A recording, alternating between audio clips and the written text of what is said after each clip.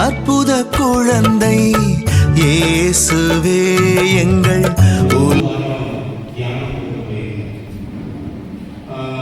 சிவாஜி நகர் கோயிலுக்கு போயிட்டு மாதாமாட்ட வேண்டிட்டு அன்னைக்கு நைட்டு தியானம் முடியுது. அன்னைக்கு நைட்டு தியானம் முடிஞ்ச உடனே மறுநாள் காலையில கார் எடுத்துட்டு கிளம்பணும். வழக்கமாக வந்து கார் எடுக்கிறப்ப யாரையும் பக்கத்துல வச்சுக்கிறணும் அப்படிங்கிறது பெரிய லெவல் இன்டென்ஷன் கிடையாது. மைண்டு தனியாக கார் ஓட்டணும், அப்படியே கட்டடங்கள் எங்கெங்க நின்று போட்டோ எடுக்கணுமோ எடுத்துக்கணும், இயற்கை காட்சிகள் எது இருக்கோ எல்லாத்தையுமே அப்படி வந்து பார்த்து ரசிச்சுக்கிட்டே கார் ஓட்டிட்டு வரணும்னு நினைக்கிறாங்க. அதனால காலையில பெங்களூருக்கு ஒரு 6 மணிக்கு 6:15 பெங்களூர் சர்ச்சில் இருந்து நான் கிளம்புறேன். பெங்களூர் சர்ச்சில் இருந்து கிளம்பி வந்தா நீங்க Chennai to Bangalore to Tirunelveli route நீங்க எடுத்தீங்கன்னு வைங்க, அந்த இடத்துல வந்து இந்த நவதானியங்கள் சிறு உணவகம் சொல்லி இந்த நெல்லை ஆலடிப்பட்டி கருப்பட்டி காஃபி அப்படிலாம் நிறைய போட்டு பைபாஸ் பார்த்துருப்பீங்க.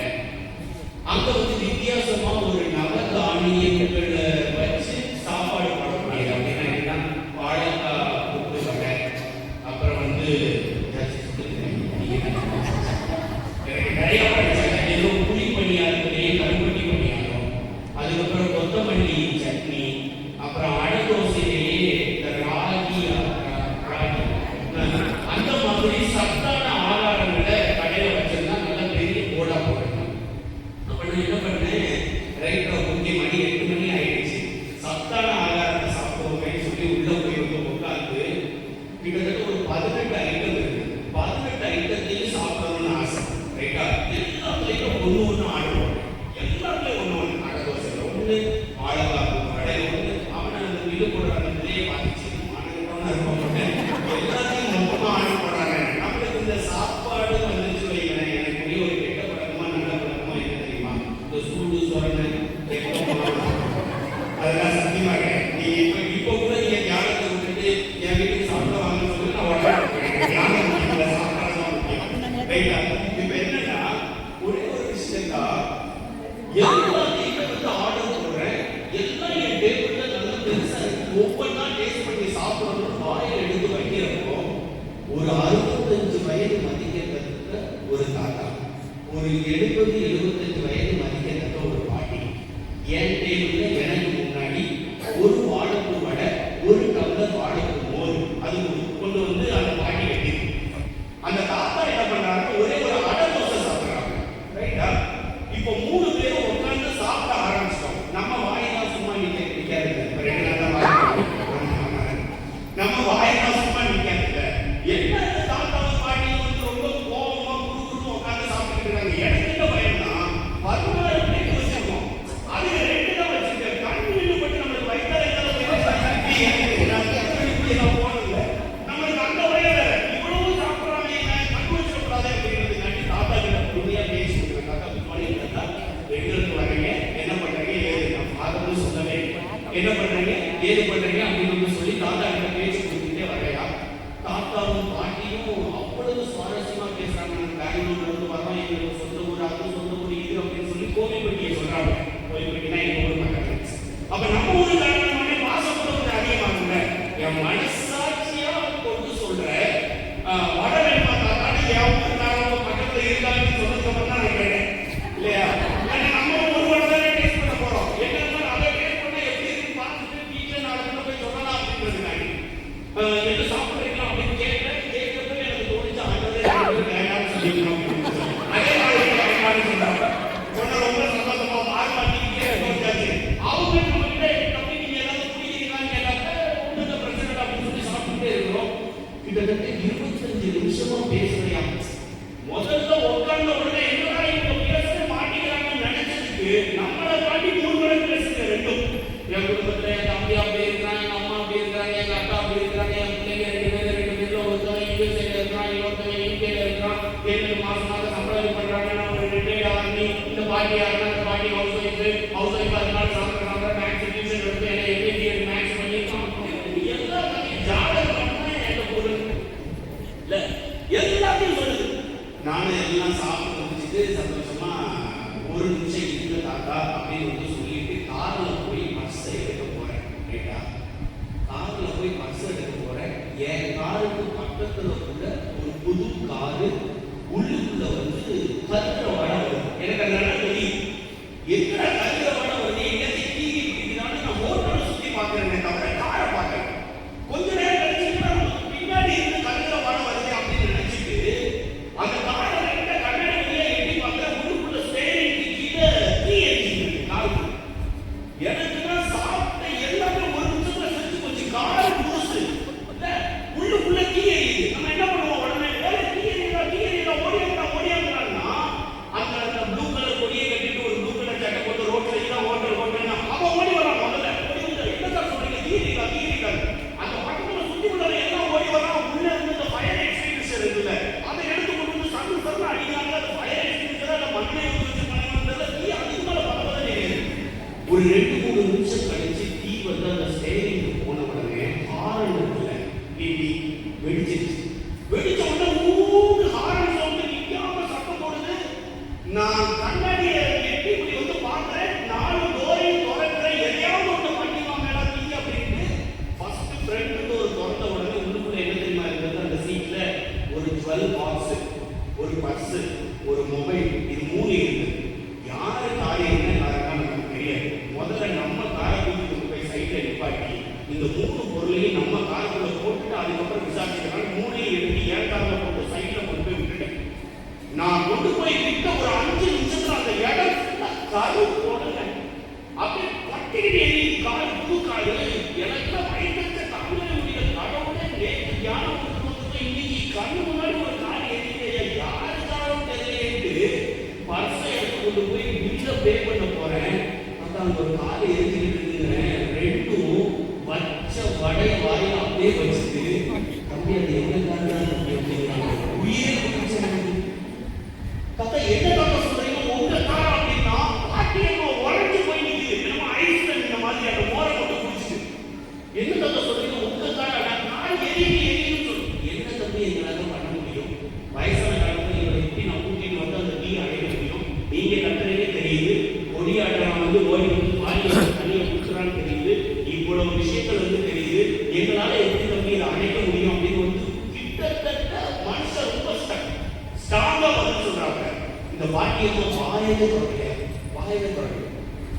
ஒரு 10 நிமிஷம் கழிச்சு எல்லாம் எரிஞ்சு முடிஞ்சு சவுண்ட் இருந்தெல்லாம் இதாகி கண்ணாடி முன்னாடிலாம் நொறுங்கி கார் கருப்பு கடல்ல ஆகி மொத்தமா சோழி முடிஞ்சு போச்சு. இந்த பாட்டியை நான் சொல்றது என்னங்க சாரி கேட்டு நான் அப்படியே உட்காந்து சன்னாயி என்னங்க சாரி கேட்ட உடனே இந்த தாத்தா அடுத்த உடனே பதில் சொல்றாரு, நீ எதுக்கா சாரி கேட்கிறேன்னு கேட்கிறேன். குழந்தைகிட்டே இருந்த மனுஷன் நீ எதுக்கா சாரி கேட்கிறேன்னு கேட்காரு. உடனே இந்த தாத்தா சொல்ற பாட்டி சொல்றப்ப வெயில் ரொம்ப அதிகமா இருக்கேன்னு சொல்லி காரை ஆஃப் பண்ணாம ஏசி ஆன் பண்ணி வச்சுட்டு வர சொன்னது நான் தாங்க. எனக்கு அந்த மட்டும் தெரியும். ஏசி ஆன் பண்ணி வச்சுட்டு காரை ஆன் பண்ணி ஏசி ஆன் பண்ணி கண்ணாடியை மேல ஏற்றி விட்டுட்டு வந்திருக்காங்க. ஏதோ ஒன்று பவர் சர்க்யூட் ஆகி கார் எரிய ஆரம்பிச்சிருக்கு. மெட்ராஸ்ல பாதி பேர் நைட்டு கரெக்ட் இல்லைன்னா காருக்குள்ளதான் ஏற்றுக்கிறோம். அமையா குடும்பமா ஹஸ்பண்ட் ஃபர்ஸ்ட் சீட்ல பக்கத்துல செகண்ட் மனைவி பின்னாடி குழந்தைங்க கார்ல ஃபுல்லா ஏற்றி விட்டுனாயே தூங்குறாங்க. எனக்கு அவ்வளவு கஷ்டமா இருந்தது அவங்களோட கண்ணால பாக்குறப்போ. அப்ப அந்த தாத்தா ஒரு வார்த்தை சொன்னாரு, என்ன சொன்னாரு, அட உள்ளி கார் இருந்தா வாங்கிக்கலாம், ஒருவேளை நீ உள்ளே இருந்தேன்னா ஜுரம்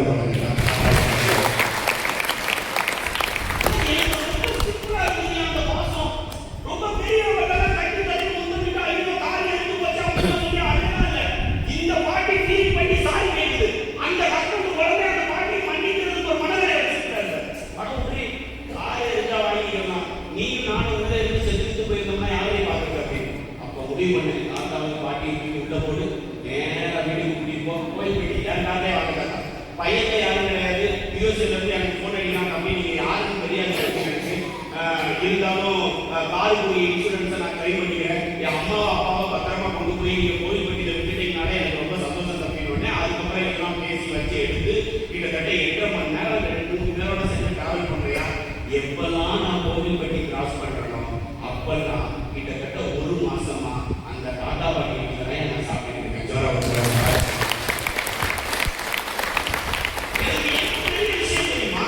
இன்னைக்கு நம்ம வீட்டுல நம்ம வாங்கி கொடுத்த ஏதாவது ஒரு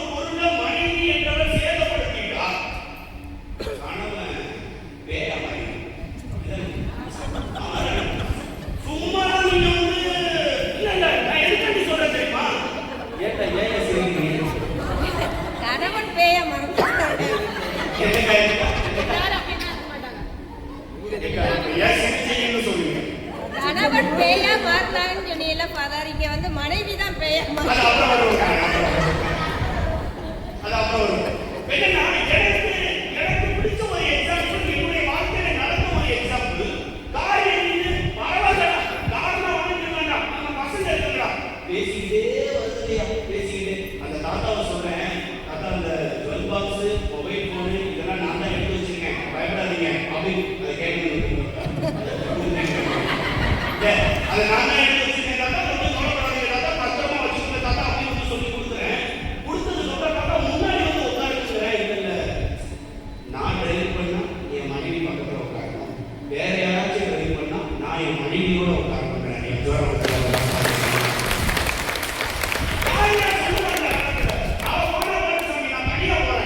அப்படின்ற சொல்லக்கூடிய கணவன்மார்கள் மட்டும்தான் வித்தியாசமா தெரிஞ்ச. நான் கூட சொன்னேன், நான் எத்தனை வருஷம் அனுபவம் கல்யாணம் 60 வருஷத்துல உங்களுடைய மனைவி நீங்க எந்த ஒரு சொல்லு சொல்லாம மனசு காயப்படுத்தாம வாழ்ந்துருக்கீங்களா அப்படின்னா, அப்படிலாம் இல்லை தம்பி, மனசு கஷ்டப்படுதான், அடுத்த விஷயம் என் பொண்டாட்டி தான் எனக்கு, நான் தான் அவளுக்கு அப்படின்ற ஒரு உணர்வு வரப்ப அனுப்பிச்சுக்கிறேன். வீட்டு கொடுக்குறேன். நான் எங்க அம்மா அப்பா கிட்ட போய் சொன்னேன், இப்படிலாம் வாழுதுங்க, நீங்களும் அப்படி வாழ ட்ரை பண்ணுங்க. இல்ல நான் எதுக்காக இதை சொல்றேன் அப்படின்னு சொன்னா, கணவன் மனைவியினுடைய பாசம் என்பது இந்த உலகத்துல எந்த பாசத்துக்கும் அது ஈடே ஆகாது. நம்ம நினைக்கிறோம் தாய் பாசம் தான் இருக்கிறதுலே பெரிய பாசம், தந்தை பாசம் தான் இருக்கிறதுலே பெரிய பாசம், உறவினர்களோட நம்ம இருக்கக்கூடிய பாசம் தான் இருக்கிறதுலே பெரிய பாசம். இல்ல, அதெல்லாம் பாயாசமா இருந்தாலும் உண்மையான பாசம் என்ன தெரியுமா?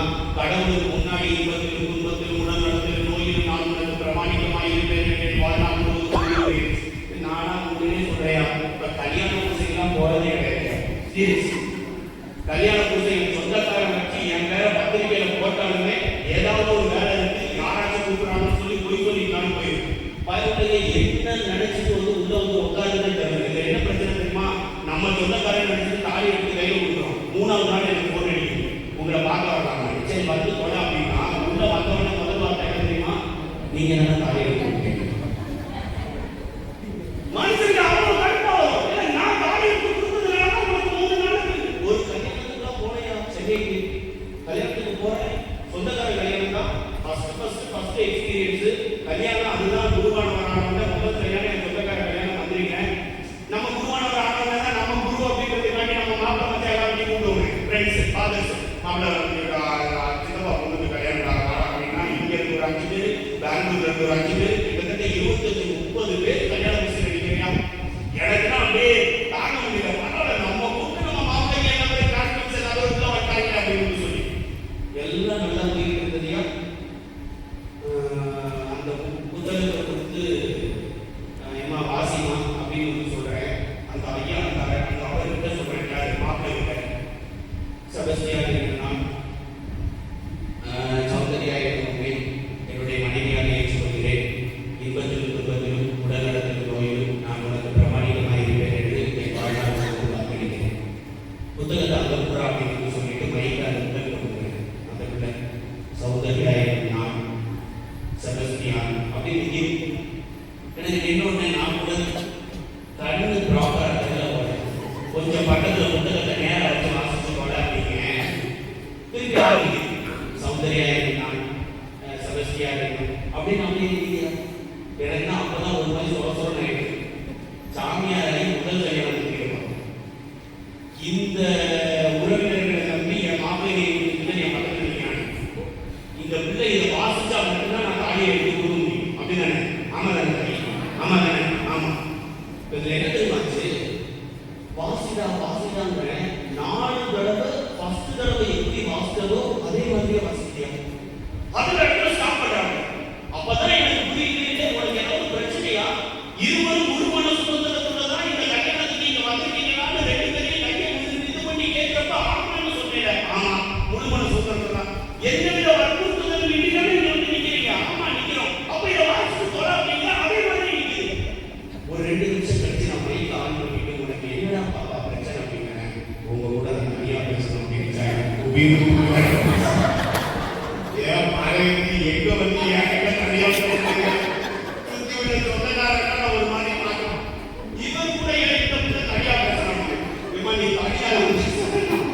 எனக்கு ஆர்டிஸ்ட் முன்னே தனியாக நீ பேச வேண்டாமா, நீ எதுவாக இருந்தாலும் இங்கே பேசணும், இல்லை நீங்க சாக்ரிஃபைஸ் வாங்க நான் பேசணும் அப்படி நிற்குது.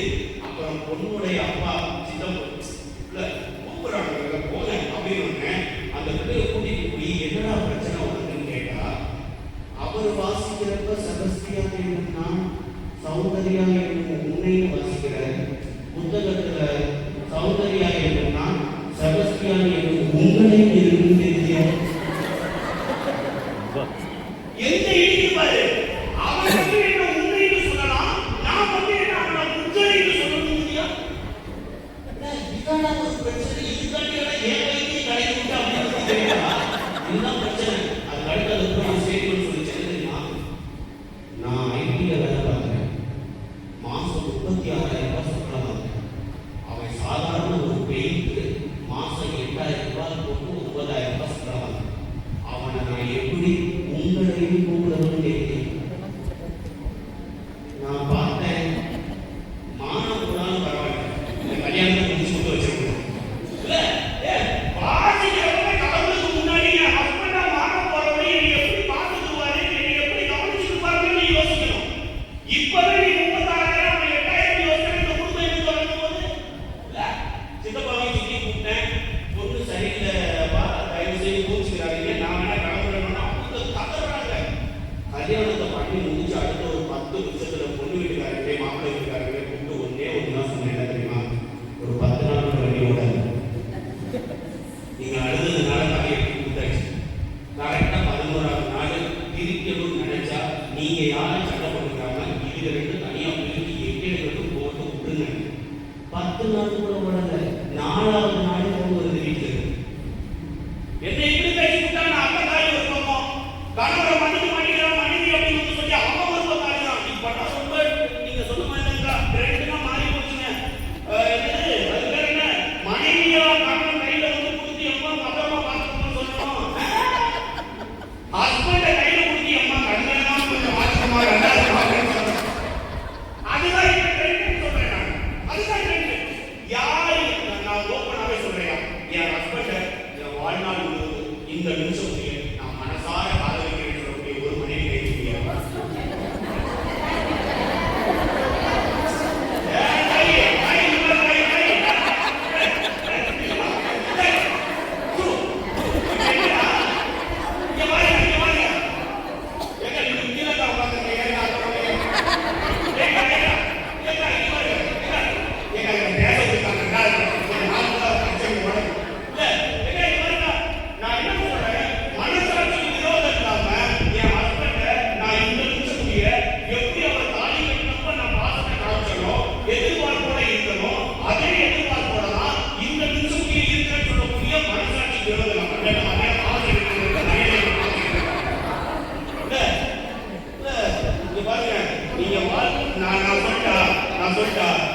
நம்ம வாழ்றது ஃபேமிலி லைஃபே கிடையாது.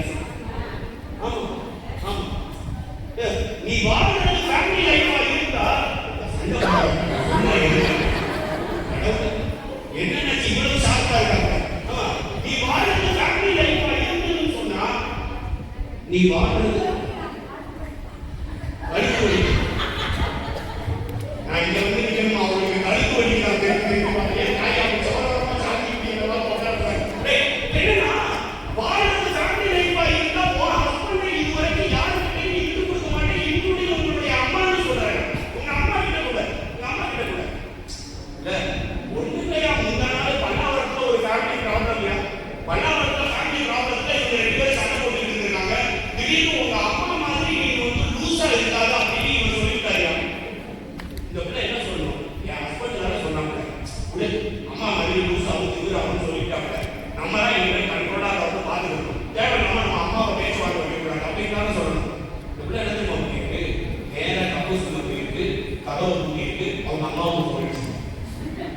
ஒரு 10 நிமிஷத்துக்கு முன்னாடி சண்டை நடக்குது.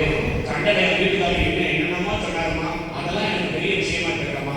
ஒன்னு லூசு குடிச்சவ திமிரு எக்ஸ்ட்ரா வீட்டு, ஒன்னு லூசு குடிச்சவ திமிரு குடிச்சவன் சொல்லு. நான் என்ன சொல்றேன், உன் ஹஸ்பண்ட் உன்னுடைய ஒய்ஃப் உங்க ரெண்டு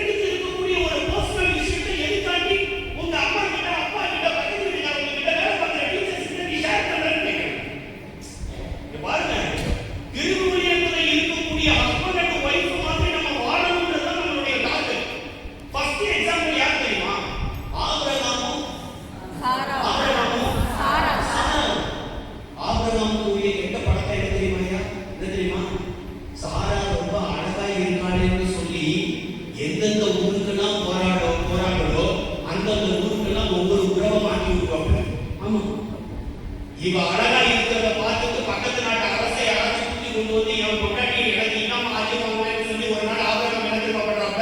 யார் பார்த்து? சாரா பார்த்து, இந்த ஊர்ல இருந்து நம்ம திரும்பி ரிட்டர்ன் போற முடிய நீங்க தங்கச்சி. ஆமா, நான் சொல்ல திருப்பதி சொல்லுது, இந்த ஊர்ல இருந்து நீ ரிட்டர்ன் போற முடிய நீ என் தங்கச்சி. அப்படிதான் நீ ஊருக்குள்ள எல்லாத்தையும் சொல்லிக்கணும் நீ. ஏன்னா இந்த நாட்டு அரசன் அபிமலேக்கு வந்து ரொம்ப மோசமான அரசனா இருக்கான்னு நான் கேள்விப்பட்டேன். ஒருவேளை நீ மனைவியா இருக்குன்னு சொன்னா நைட் வரைக்கும் தூக்கிட்டு போய் கொஞ்சம் கரையை பண்ணி வச்சுக்குவாங்க. அப்ப நான் என்ன கேட்டு போறது? மனைவிக்காக மனைவியுடைய பாசத்துக்காண்டி உறவு முறையை மாற்றுனது நெகட்டிவிட்டி இல்லை. மனைவியுடைய பாசம் என்னோட இருக்கணுன்ற பாசிட்டிவிட்டி. நீ தங்கச்சியா இருந்தாலும் பரவாயில்ல, நீ என் பக்கத்துல இருக்கணும் ஆசை ஒழிப்பா. நான் வெளியில அப்படி சொல்லிக்கிறேன். அவன் பாரு அபிமலே முட்டா பையன், தங்கச்சின்னு சொன்ன அடுத்த நிமிஷம் ஆரம்பிட்டான். இல்ல திரும்பியும் சொல்லியா, தங்கச்சின்னு சொன்ன அடுத்த நிமிஷம் இந்த ஊர்லயே இந்த சாரா மாதிரி அழகான எந்த பொண்ணு போய் இல்லடா. அவன் கேட்கிறான், கல்யாணம் முடிஞ்சிருச்சா அவனுக்கு அப்படின்னு. அப்பதான் போர்த்தியர்கள் சொல்றாங்க, இல்ல அந்த ஆபரகாமனுடைய தங்கச்சியா அப்படின்னு. அப்ப தூக்குடா தங்கச்சியை பாக்குறாங்க. தங்கச்சியை தூக்கி அன்னைக்கு நைட்டு தங்கச்சியோட குடும்பத்தை ஆரம்பிக்கணும்னு நினைக்கிறப்ப கடவுள் வேற முடியாது. நான் தான் சொல்றேன், உண்மையான அன்புக்கும் பாசத்துக்கும் பதில் கொடுக்கக்கூடிய ஒரே ஒரு ஜீவன் யார் தெரியுமா? கடவுள். ஜோரா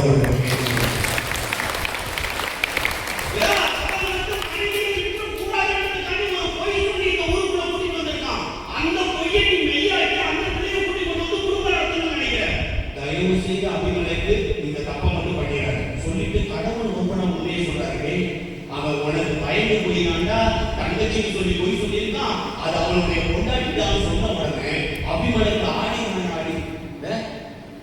அடுத்து ஒரு விஷயம் சொல்லுவாங்க, என்ன தெரியுமா?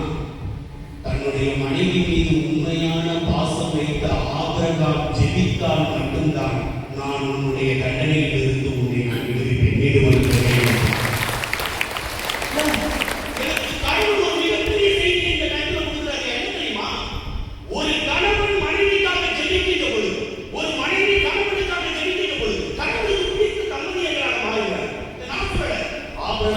அபிமலேக்கு சாரா மூணு பேர் சேர்ந்து சொன்னாங்க.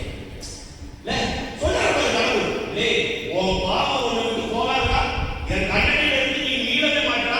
எப்ப தெரியுமா நீ மீளுவ? ஆபிரகாம் தன்னுடைய மனைவியுடைய அன்பு காட்டி தன்னோட காட்டி ஜெபிக்கிற பொழுது, உனக்காண்டி மன்றாடுகிற பொழுது நான் உன்னை மன்னிப்பேன்.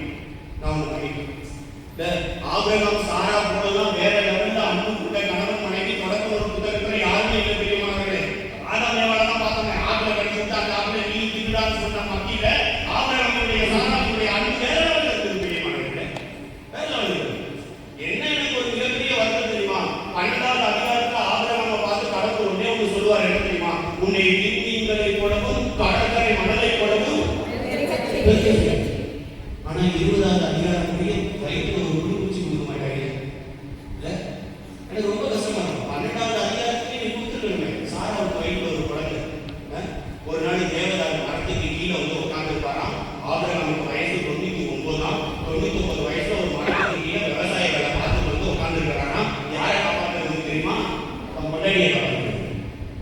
உட்கார்ந்து இருக்கிறப்ப 3 கடவுளுடைய தூதர்கள் அப்படியே அந்த தெரு வழியா வந்து வருவாங்கன்னா, கடவுளுடைய தூதர்கள் வந்த உடனே கடவுளுடைய தூதர்கிட்ட டாட்டா காமிச்சிட்டு என் வீட்டுக்கு வந்துட்டு போங்களேன்னு ஆபிரகாம் சொல்லுவாங்க.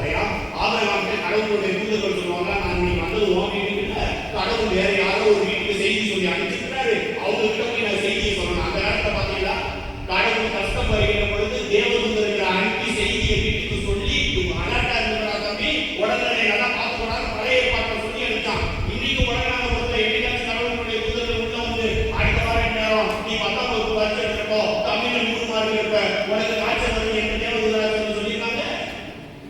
யோசிக்கிறது ஆபிரகாம் தேவதாரு மரத்துக்கு கீழே வந்து உட்கார்ந்து உடனே கடவுளுடைய தூதர்களை வந்து கூப்பிட்டாரா. கடவுளுடைய தூதர்கள் இல்ல நான் பக்கத்து வீட்டுக்கு போகணும்னு சொன்னாங்கன்னா, என் வீட்டுக்கு வந்து சாப்பிட்டு தானே நீ போகணும், சாப்பிட்டா மட்டும்தான் கதை ஆகும், நீ வாய் அப்படின்னு சொல்லிட்டு நேரா வந்து தேவதாரு மரத்துக்கு கீழே 3 கடவுளுடைய அடியாரை கொண்டு நேரா கிச்சனுக்குள்ள ஓடுவாங்க. யாருக்கு? சாராய். ரெடி இருக்கு சாப்பாடு, கொஞ்சம் சப்பாத்தி மாவு இருக்குது, உருளைக்கிழங்கு இருக்குது, வச்சு அடிச்சு போட்டு கொடுத்துருவாங்க. இல்லடி வச்சு கொடுக்க கூடாது, கடவுளுடைய தூதர்கள் வந்துருக்காங்க, அவங்களுக்கு நான்வெஜ் நாட்டி கொடுக்கணும். நீ ஒன்று பண்ணு, பால் வெண்ணெய் சப்பாத்தி மாவு எல்லாத்தையும் போட்டு நல்லா மிக்ஸ் பண்ணி 4 சப்பாத்தியை நல்லா ஒட்டியை சுட்டு நான் அடுத்து உடனே எங்க உடனே அந்த 99 அங்க போய் கேட்பாரு, யாருக்கிட்ட? வேலைக்காரங்க. நல்ல கொழுத்த கன்றா ஒண்ணு அடிடா, கடவுளுடைய தூதர்கள் வீட்டுக்கு வந்திருக்காங்க, அடிச்சு போடுவாங்க. திருப்பி அங்கிட்டு குடுக்குன்னு ஓடிடுவாங்க. இது எல்லாத்தையும் இந்த கடவுளுடைய தூதர்கள் உட்காந்து பார்த்துக்கிட்டே இருப்பாங்க. எதுக்குடா இந்த காலில் சக்கரை கட்டின மாதிரி இந்த ஓட்டம் மனுஷன் இல்ல நேரா உள்ள போய் ஏடி சப்பாத்தி ரெடியா இருக்கா இல்லங்க, அப்ப பாலை வெண்ணி கொடுக்கும்போது நாங்க கொண்டு போய் கொடுக்குறேன்னு சொல்லி பாலையும் வெண்ணையும் ஆபரணம் எடுத்து கொண்டு வந்து அவங்க பக்கத்துல வச்சுட்டு கையில உள்ள கப்புல இருந்து தண்ணியை மோதி காலை எல்லாத்தையும் கழுவி வச்சுட்டு உட்காந்து முதல்ல இது சாப்பிடணும்னு சொல்லி கொஞ்சம் பிரெட்டு கொஞ்சம் ரொட்டி அதுக்குள்ள கண்ணுக்குட்டி அடிச்சு ஒடிச்சு நல்லா நீட்டா சின்ன சின்ன மாதிரி வந்து போட்டு கொண்டு வந்துருப்பாங்க. அதையும் பொறிச்சு எல்லாத்தையும் வச்சு மொத்தமா சாப்பிட்டு முடிச்சு ஏப்ப விட்டதுக்கு அப்புறம் கடவுளுடைய தூதர் ஒரு கேள்வி கேட்பாரு, என்ன தெரியுமா?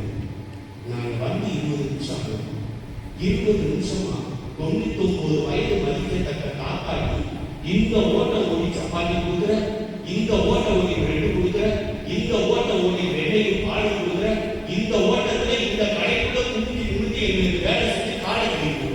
உனக்கு என்னடா பிரச்சனை கேட்க? உனக்கு என்னடா பிரச்சனை கேட்கிறாங்க? ஆபிரகாம் சொன்ன முதல் வார்த்தை தெரியுமா?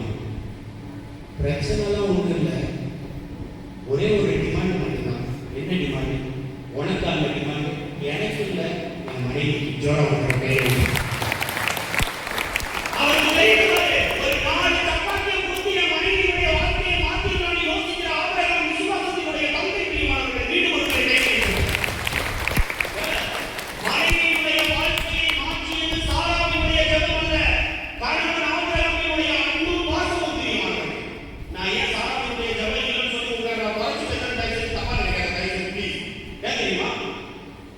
ஆபிரகாம் கேட்ட உடனே என்ன தெரியுமா?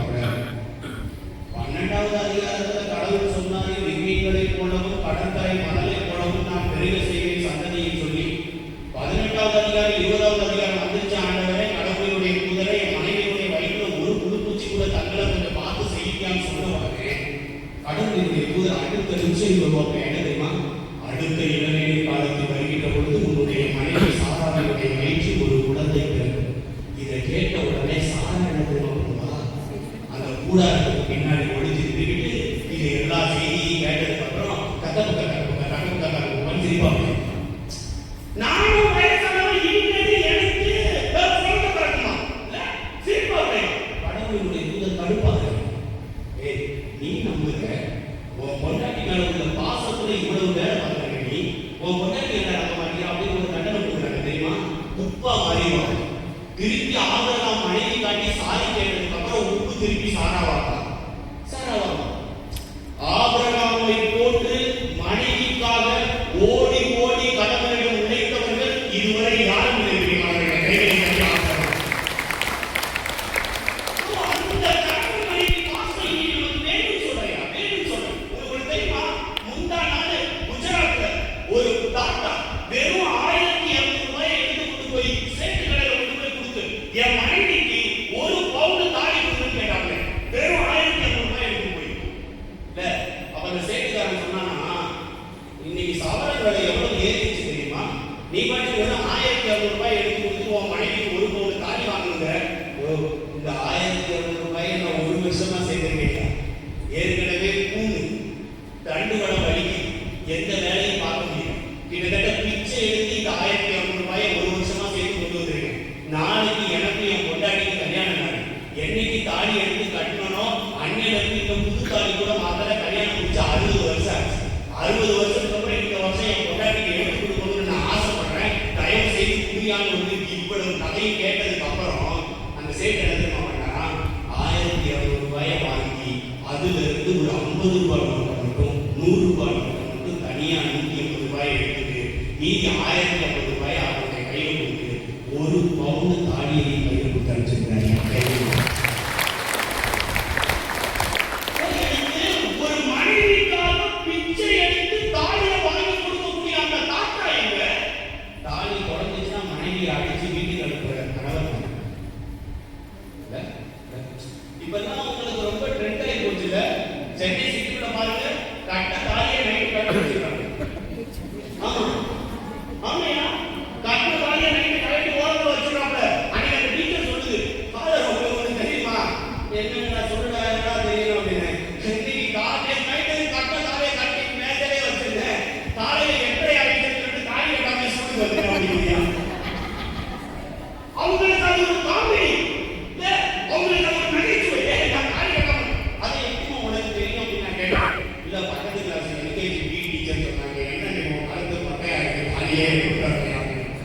அது எந்த அளவுக்கு பெரிய உண்மையாக இருக்கும் இல்ல? யோசிச்சு பாருங்க, இன்னைக்கு தாடிக்குரிய மகத்துவம், கணவனுக்குரிய மகத்துவம் இந்த பைபிளுடைய கேரக்டரோட போச்சுன்னு சொல்றேன். போச்சு உண்மையிலே. நான் என்ன சொல்றேன், உனக்கு கல்யாணம் முடிச்சு சந்தோஷமா வாழணும்னு நினைச்சா வாழ, இல்லாட்டி கஷ்டம் சாமியாரும் சிஸ்டரும் போயிரு. எதுக்கு போட்டுக்கிட்டு ஒரு ஹஸ்பண்ட் ஒண்ணு உருவாக்கி, ஹஸ்பண்ட் வந்து அடுத்து குழந்தைய உருவாக்கி, அந்த குழந்தைய மானங்கண்ணியமா திட்டி, ஹஸ்பண்ட வேற லெவல்ல அடுத்தவங்களுக்கு விட்டு கொடுத்தா போயிட்டு முன்னாடி வாழ்வார்கள். உனக்கு எதுக்கு கல்யாணம்? இல்ல தாயை கணக்கு தூர வைக்கிற இன்னொரு டீச்சர் சொல்லி உனக்கு தாயை நான் கொண்டு வரலன்னு தெரியுதுன்னா நீ உன் புருஷன் மேல இந்த அளவு பாசமும் பாயாசமும் வச்சிருப்பேன். இல்ல சும்மாங்க நான் சொல்றேன், ஹஸ்பண்ட் ஒய்ஃப்னா இப்படிதான் இருக்கணும்ன்றது கிறிஸ்தவங்கள்ல இந்த பைபிள் நமக்கு கொடுக்கக்கூடிய பாடம். அன்பா தான் இருக்கணும். 1000 விஷயங்கள் உள்ள நடந்தாலும், 1000 விஷயங்கள் ஏகப்பட்ட முரண்பாடுகள் உள்ள இருந்தாலும், உன் கொண்டாடி அடுத்தவங்க விட்டு கொடுக்காத, உன் புருஷனை அடுத்தவங்க விட்டே கொடுக்காது. இன்னைக்கு தெரியும், என்ன தெரியுமா தெரியும், என் முறைய கேட்கறதுக்கு என் பக்கத்து வீட்டுக்காரி இருக்கா அப்படின்னு அத்தியானத்துக்கு மேல உறவுகளை பத்தி பார்ப்போம், உறவினர்களை பத்தி, பக்கத்து வீட்டுக்காரரை பத்தி எவ்வளவு ஆரோக்கியமான அப்பதான் தெரியும். ஆமா, அவங்களுக்கான ஒரு நாடகம் பார்க்குற மாட்டீங்க, ரொம்ப சீரியஸா உட்காந்து கேட்கும். நீங்க இந்த பக்கம் போனதுக்கப்புறம் அடுத்த வீட்டுல அதுவே போயிடும். இப்படிலாம் சொன்னாடி என்ன கேட்க வார்த்தை வர வார்த்தையா நம்ம வாழ்க்கை ரொம்ப பெரிய புண்ணியமான வாழ்க்கை. என்ன தெரியுமா, ஆபிரகாம் ஒரு பையன் இருப்பாரு. ஈசாக்குக்கு 2 பசங்க, பேர் என்ன? ஏசா யாக்கோபு. ஏசா இதற்கு கில்லாடி, யாக்கோபு இதற்கு கில்லாடி. ஏசா வேட்டையாடுவதில் கில்லாடி. ஏசா வேட்டையாடுவதில் கில்லாடி. யாக்கோபு ஏமாத்துறது. யாக்கோபு ஏமாத்துறது. என்ன தெரியுமா, ஈசாக்கு வந்து கண் பார்வை மங்கி போயிருமா. கண் பார்வை ஈசாக்கு மங்கி போச்சுன்னு சொன்ன உடனே மூத்த பையன் ஏசாவை கூப்பிட்டு அப்பா ஈசாக்கு சொல்லுவோம் அப்படின்னா, என் மகனை வா, என் கண் பார்வை மங்கி போச்சு, நான் இன்னும் கொஞ்ச நாள் செத்து போயிருவேன் நினைக்கிறேன். என்கிட்ட கடவுள் கொடுத்த மொத்த ஆசீர்வாதமும் என் உடம்புக்குள்ள நான் வச்சிருக்கிறேன். நான் சாகிறதுக்கு முன்னாடி எனக்கு ஒரே ஒரு வெறுப்பு பண்ணுன்னு கேட்பாங்க. உடனே ஏசா சொல்லுவானா, எப்பா சொல்லுவா, நீ மொத்த ஆசீர்வாதத்தையும் எனக்கு தரேன், நீ என்ன கேள்வி கேட்கணும் நான் செய்யப்பான்னு சொல்ல உடனே, எனக்கு வேட்டையாடுறதுல கில்லாடியான காட்டுக்குள்ள போய் எனக்கு பிடிச்ச எல்லா விலங்குகளையும் வேட்டையாடி நல்லா சுட்டு கொண்டு வரா, நிம்மதியா சாப்பிட்டு வேறு இறப்பு விட்டுட்டு மொத்த ஆசீர்வாதத்தையும் உனக்கு தரேன். அந்த காலத்துல பெற்ற பிள்ளைகள் எதை செஞ்சு வச்சிருக்கா பத்தியா? என்ன செஞ்சு வச்சிருக்கா? கடவுள் கொடுத்த ஆசீர்வாதம் உடம்பு ஃபுல்லா இருக்கா? இந்த காலத்துல நீங்க ஆசீர்வாதத்தை சேர்த்து வச்சு உங்க பிள்ளைய காலேஜுக்கு முன்னாடி கூப்பிட்டு வச்சு கேட்டுருவீங்க, அவன் உங்க பேச கேட்டுவான். நீ பாப்பா நீ ஆசீர்வாதம் தாய்க்கு எவ்வளவு சேர்த்து வச்சிருக்கேன்னு சொல்லு, நீ உன் உடம்புக்குள்ள சேர்த்து வச்சு என்ன புண்ணாக்கு கேட்கன்னு கேட்பான். இல்ல அவன் உட்காந்து கேட்காம பாரு, என் பெத்த அப்பா சொல்றான், என் பெத்த அப்பா ஏதோ நல்லது சொல்றான், நான் கேட்கணும்ட்டு அவன் தெளிவா நினைக்கிறான்.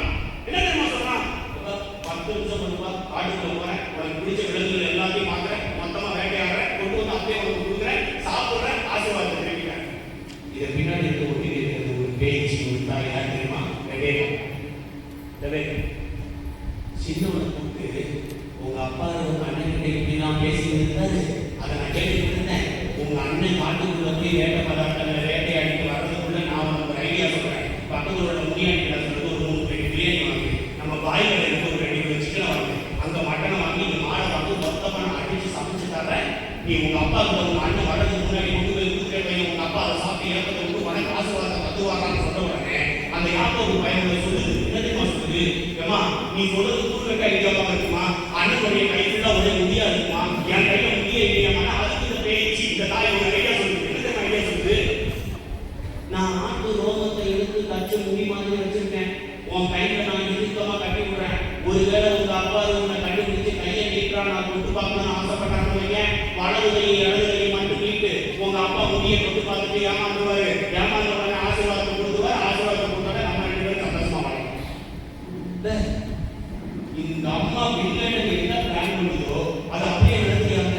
அவங்க அப்பா கேட்கிறாங்க, அதுக்குள்ளே பலாரத்தை கொண்டு வந்துங்க. ஆமாப்பா, ஏன்னா நான் ஏசாமி சொல்றேன், ஆனா குரு யாக்கோபுடைய குருவானதா இருக்குது, கடவுளுடைய ஆசீர்வாதம் இது கூட தெரியாது. எனக்கு சந்தேகப்படாதப்பா அப்படின்னு வேகமாக கையை மட்டும் தான் நிற்கிறான். அவர் கொடுக்குறாரு, அறிவிவா உன்னை தொட்டு நான் ஆசீர்வதிப்பேன். பைபிள் இருக்கு, அறிவிவா உன்னை தொட்டு தான் நான் ஆசீர்வாதம் கொடுப்பேன். இவன் தொட வரப்ப கையை மட்டும் நிற்குவாங்க, கையை தொட்டு பார்த்த உடனே ஒரே முடியா இருக்குமா, முடிய பார்த்தோன்னே ஆகா என் பையன் ஏசாரா மொத்தமா எல்லாத்தையும் சாப்பிட்டு ஆசீர்வாதத்தை கொடுத்துட்டு போனதுக்கு அப்புறம் தான் யாரு தெரியுமா, யாரு ஒரிஜினல் ஏசாவு. என்னப்பா சொல்ற அப்படியா இப்படியான்னு சொல்லி காதலி கூட்டி அறுபது எடுத்து பேச போறாங்க. தம்பி யாக்கோபு போய் லஞ்சம் கொடுத்த இடம் எந்த இடம் தெரியுமா? எந்த இடம்? எந்த இடம்? தாய்மாமா வீடு. நீங்க பழைய ஏற்பாட்டை பாருங்க, எப்பெல்லாம் யார் யாருக்கெல்லாம் என்னென்ன பிரச்சனை வருதோ அப்பெல்லாம் அவங்க போய் செஞ்சாங்க ஒரே இடம் தாய்மாமா வீடு. ஏன்னு சொல்லுங்க பாப்போம், ஏன்னு சொல்லுங்க பாப்போம், எல்லா உண்மையும் அங்கதான் ஏன்னு சொல்லுங்க பாப்போம். பொண்ணு இருக்கா? ஒன்று இருக்கும், ஒன்று இருக்கும். நீங்க ஆபிரகாம் தொடங்கி திருவெளிப்பாடு முடிய எடுப்பாங்க, எல்லா தாய்மாமா வீட்டையும் கடவுள் அதுக்காண்டி ஆபிரகாமை பெற்று வச்சுக்க மாட்டாங்க. சோபியா யாரு? சாரா. எல்லா தாய்மாமா வீட்டையும் ரெண்டு பொண்ணுங்க ஒரு பொண்ணுகளாக இருந்துட்டே இருக்கும். இப்போ என்ன யாக்கோபு நேரா தாய்மாமா வீட்டுக்கு போனோம்னா ரெண்டு பிள்ளைங்க அங்க இருந்திருக்காங்க. தாய்மாமா வீட்டுக்கு யார் யார் இருக்காங்க? லேயாவும் ராகேல். கரெக்டா? லேயாவுக்கு என்ன பிரச்சனை? ராகேலுக்கு என்ன பிரச்சனை? லேயாவுக்கு என்ன பிரச்சனை? ராகேலுக்கு என்ன பிரச்சனை? ராகேல் ஏன் தாய்க்கு ஒரு பிரச்சனையா? ரெண்டாவது பிறந்ததுலாம் பிரச்சனை கிடையாது. ராகேலுக்கு என்ன பிரச்சனை? பைபிள் என்ன சொல்லுது? லேயாவுக்கு என்ன பிரச்சனை? பைபிள் என்ன சொல்லுது? லேயாவுக்கு கொஞ்சம் கண் தெரியாது, ரொம்பவே கண் தெரியாது. ராகேல் அழகா இருக்கிறதுதான் பிரச்சனை. ஆமா ஆமா, பைபிள்ல ரொம்ப தெளிவா சொல்லிருக்கோம். லேயா கண் பார்வை மங்கியவர், ராகேல் அழகு தேவன். இவன் யாக்கோபு உள்ள போனோம்னா என்ன தெரியுமா பண்ணான்? கண் பார்வை மங்கி கண்ணாடி போட்டு உட்காந்து நீ இதை போய் நான் லவ் பண்றேன். பக்கத்துல ராகேல பார்க்கறான், அங்கே ஒரு சம்மதிகளா இருக்கான், லவ் பண்ண தூக்கு பாத்துக்கலாம். மாமா கிட்ட போய் மாமா நம்ம ரெண்டாவது பிள்ளை ராகேல லவ் பண்றேன்னு சொன்ன உடனே மாமா என்ன தெரியுமா படித்து கொடுக்குறாப்ல, மாப்பிள்ள ஒரு பிரச்சனை இல்லை மாப்பிள்ள, ஒரு 7 வருஷம் என் நாட்டுல ஆடு மாடு சாணி கழுதை குதிரை எல்லாத்தையும் கழுவி எல்லாத்தையும் கழுவி விட்டுட்டு மொத்தமா மாடி போகும்போது எல்லாத்தையும் கிளீன் பண்ணி விட்டுட்டு நீ 7 வருஷத்துக்கு அப்புறம் கல்யாணம் முடிச்சோம். எங்க உலகநாத மொத்தம் ஒரு கல்யாணத்தை அப்படி நடத்திடுங்க. இந்த Sivaganga bishop Madurai arch bishop கூப்பிட்டு வச்சு நடத்துங்க. ஆமா ஆமா, என் பொண்ணு நீ அன்பு செய்யாம ஒரு 7 வருஷம் என் வீட்டுல வீட்டு வேலை பாருப்பா அப்படின்னு நீ சொல்லி அந்த மாப்பிள்ளை இருந்துட்டாங்கன்னா அவரோட வாழ்க்கை எந்த வாழ்க்கை சொல்றாங்க. ஒரு 7 வருஷம் நீ அன்பு செஞ்சு அந்த ராஜனுக்கு வந்து ஆடு மாடு சாணி அழுகியான்னு கேட்டப்போ மாணவர்கிட்ட யாரும் ஓகே சொல்றாயா? எனக்கு என் பொண்டாட்டி முக்கியம், என் அன்பு முக்கியம், என் காதல் முக்கியம். அதுக்காண்டி நான் 7 வருஷம் ஆடு மாடு சாணி அழுகுறேன். 7 வருஷம் ஆடு மாடு சாணி அழுகி முடிச்சதுக்கு அப்புறம் மறுநாள் கல்யாணம். யாக்கோபுக்கு பயங்கர ஒரே குஜாலி. பரவாயில்லடா 7 வருஷம் கஷ்டப்பட்டு நம்ம பொண்டாட்டி நம்ம வாங்க போறோம்னு நினைச்சா மானகட்ட மாமனார் ஒரு கேள்வி வேணும். என்ன தெரியுமா? ராகேலுக்கு பதிலா ரைட்டோட கிட்ட லேயா வரணும். அவருக்கு என்ன பிரச்சனை தெரியுமா? மூத்தம்ல இருக்கிறவங்க என்ன பிரச்சனை எப்படி கல்யாணம் பண்ணிக்க முடியும்? அது அவருடைய பெரிய டார்கெட். மறுநாள் காலையில வாழ்க்கை ஆரம்பிச்சதுக்கு அப்புறம் யாக்கோபு வந்து மாமனார் சட்டையை பிடிச்சு என்னையா இவ்வளவு கேள்விட்ட வேலை பார்த்துட்டேன், நான் அன்பு செஞ்சது ராகேல தானையா, லேயாவை எங்கேயா பண்ணேன். ரொம்ப கூட மாமனார் அடுத்த விஷயத்துக்கு என்ன தெரியுமா? என்ன ஆயிடுச்சு? இன்னொரு 7 வருஷம் வேலை, இன்னொரு 7 வருஷம் வேலை பாரு. நீ எந்த பிள்ளைய காதலிச்சு கல்யாணம் பண்ணணும்னு நினைச்சு அந்த பிள்ளையே நான் உனக்கு கட்டித்தரேன் அப்படின்னு ஒண்ணு மானம் சூட்டு சொன்ன வெட்டோட என்ன பண்ணுவோம்? இந்த பொண்ணு வேணும்னா அட்லீஸ்ட் தட்டி விட்டாலும் போயிருக்கணும். இது என்ன பண்ணா அப்படியே வாங்கினாரு 7 வருஷத்தை வாங்கினாரு. 70 வருஷம் ஆனாலும் அவனுடைய ஸ்டேட்மெண்ட் ரொம்ப ஸ்ட்ராங் தெரியுமா? அவன் சொல்லுவான் அப்படியே வாங்கினாரு, ஒன்னும் பிரச்சனை இல்லை வாங்கினாரு, 7 வருஷம் இல்லை வாங்கினாரு. என்னை மனைவியாக கொள்ளக்கூடிய நான் அவளுக்கு கணவனாக இருக்கக்கூடிய அந்த பாக்கியத்தை நான் பெறுவேன் என்று சொன்னார். 7 வருடம் அல்ல, ராகேலுக்காக 70 வருடம் கூட நான் உழைப்பேன் என்று சொன்னார். எங்கேயா இருக்கு அந்த பாசம்? ஆபிரகாம் சாரா மேல வச்ச பாசம், இந்த யாக்கோபு ராகேல் மேல வச்ச பாசம். பிலாத்து இருக்காங்க, பிலாத்து அவ்வளவு பெரிய ஆளு. பொண்டாட்டி ஒரு சின்ன நெட்டு ஒன்று போடுவாராம். எங்க நீங்க அரசவையில உட்கார்ந்துருக்கிறப்போ, ஏங்க நீங்க உங்களுக்கு ஏகாப்புல இருக்கிற இயேசு கிறிஸ்து வந்து நீதிமானை பொறுத்து நான் முந்தா நாள் நைட்டு கனவு கண்டேன். அந்த கனவுல என்ன சொல்லப்பட்டதுன்னா உங்க வழியா அவர் தண்டனை ஆகக்கூடாது சொல்லப்பட்டதுன்னு சொல்லி அவர் நெட் எழுதி கொடுத்ததுக்கு அப்புறமும் அவ்வளவு பெரிய அரசன் பொண்டாட்டி லெட்டரை பார்த்து அடுத்த நிமிஷம் பொண்டாட்டி லெட்டரை எடுத்து பைக்கெட்டுக்குள்ள வந்து வச்சுக்கிட்டு எனக்கு இந்த கேஸுக்கு எந்த சம்பந்தம் இல்லை கை கட்டிட்டு போறேன் அப்படிலாம் எனக்கு பிலாத்து ஏன் அரசன் தெரியுமா? பொண்டாட்டி வச்சு கேட்டதுனால தலைவர்கள் தயவுசெய்து நல்லா புரிஞ்சுக்கோங்க. பிலாத்து ஏன் அரசன் சொல்றது தெரியுமா? அவருடைய மனைவி சொன்ன வார்த்தையை அடுத்த நிமிஷம் காப்பாற்றணும் நினைச்சதுனால. பிலாத்து நல்லவன் கெட்டவன் மேட்டரே கிடையாது. பிலாத்து இருந்த பொசிஷன் அரசன். அரசனுடைய தகுதி என்ன தெரியுமா? அரசு என்ற மனைவியுடைய பேச்சை கேட்பது மட்டும்தான் அரசனுடைய விட்டாது. திருவுலகில ஏகப்பட்ட கணவன் மனைவி இருக்காங்க. இந்த எல்கானா வந்து ரெண்டு கொண்டாடி, ஒன்னு அண்ணா இன்னொன்று பெரியண்ணா. எல்கானா என்ன தெரியுமா பண்ணுவாங்க? கிறிஸ்துமஸ் ட்ரெஸ் எடுத்து கொடுக்கணும் வைங்களேன், நேரா கொண்டு போய் பெரியண்ணா கிட்ட கொண்டு போய் 2 ட்ரெஸ், அண்ணாவுக்கு 1 ட்ரெஸ். இங்க 2000 ரூபாய், அண்ணாவுக்கு 100 ரூபாய். இங்க ஒரு பவுன், இங்க 1/2 கிராம் கூட கிடையாது. அண்ணா யோசிக்கிறாங்க, எதுக்காண்டி என் புருஷன் எனக்கு மட்டும் செய்யவே மாட்டேங்கிறான், பெரியண்ணாவுக்கு மட்டும் அடிக்கடி கொடுக்குறான்ட்டு. அண்ணா கடைசியில் வந்தா இடம் எது தெரியுமா? இந்த ஆலயம் பூசம், இந்த ஆலயம் வீடு அழுது கொண்டுவா, கண்ணாமின்னா அழுவா. ஏன் கூட சொல்ல குடிகாரியா நீ? என்ன பண்ணி குடிகாரி சொல்லாத, என் உள்ளத்தை நான் தொட்டி கொண்டிருக்கிறேன் கடவுளுக்கு முன்னாடி. உனக்கு என்ன பிரச்சனை? எனக்கு குழந்தை இல்லாத பிரச்சனை, என் புருஷன் என் மதிக்க மாட்டேங்கிறான், அதுவும் அது பெரிய விஷயம். அவளுக்கு எல்லாரையும் கொடுக்குறான், எனக்கு சின்ன சின்ன பொது போச்சா கொடுக்குறாயா? மனசு அவள் வேலையா இருக்கா? ஒரே வீட்டுக்குள்ள இருக்குது. ஐயோ கடவுளே,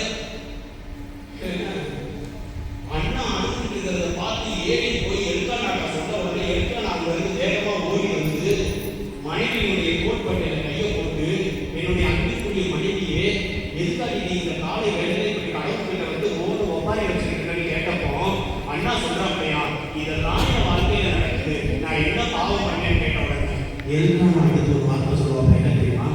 அட லூசு, உனக்கு குழந்தை இல்லைன்னு சொல்லி நீ ஏன் வருத்தப்படுற? உனக்கு நான் 10 புதல்வர்களை விட மேலானவன் அல்லவா?